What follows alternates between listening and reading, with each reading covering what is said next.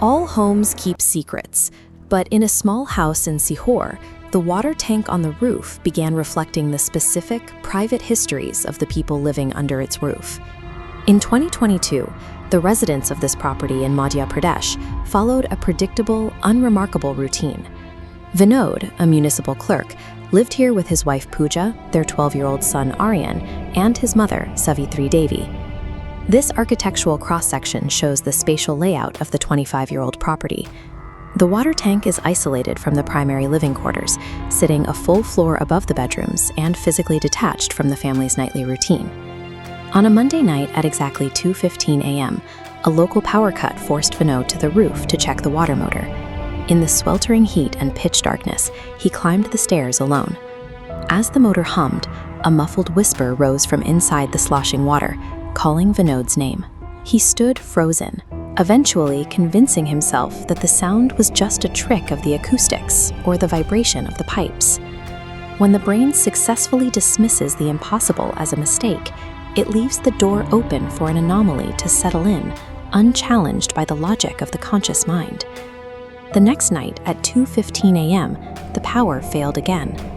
When Vinod returned to the roof, the whisper didn't just repeat his name, it waited for the motor to start before speaking again. This timeline plots the rapid escalation of the events. The anomaly moved from simple name recognition to a targeted accusation, with the voice from the tank clearly whispering, "You lied." Vinod fled the roof, his heart racing and his hands shaking. Despite his terror, he chose to say nothing to Pooja, fearing that his wife would think he was losing his mind. By keeping the event to himself, Vinod effectively isolated his experience, ensuring that his own sense of shame would keep the anomaly hidden from the rest of the household. That silence lasted 3 days.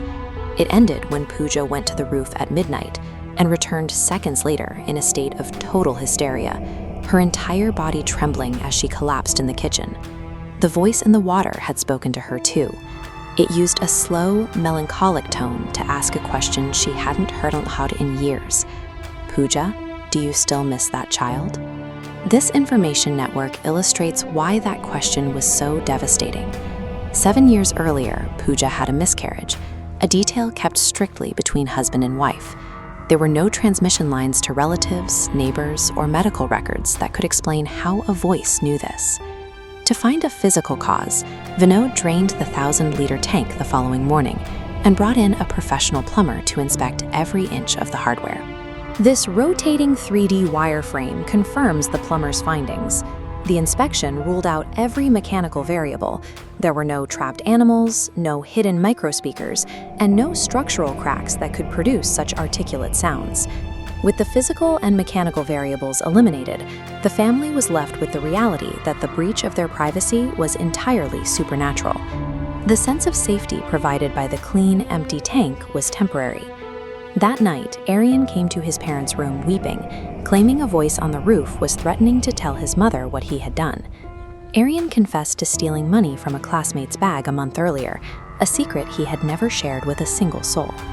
The pattern shown in this matrix confirms the anomaly was adapting to the specific vulnerabilities of each family member.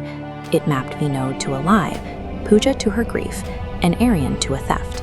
The water tank functioned as a panopticon, a customized psychological prison monitoring the residents' worst moments and using their guilt as leverage to keep them in a state of constant fear. The family reached a point of total paralysis. The roof became a restricted zone, and the simple act of using water became a source of intense psychological stress. Seeing the household deteriorate, Savitri Devi finally spoke. She had remained silent as the crisis escalated, watching from the edges of the family's panic. She sat Vinod down and admitted that she had always known the roof was dangerous at night and that she had been waiting for the voices to return.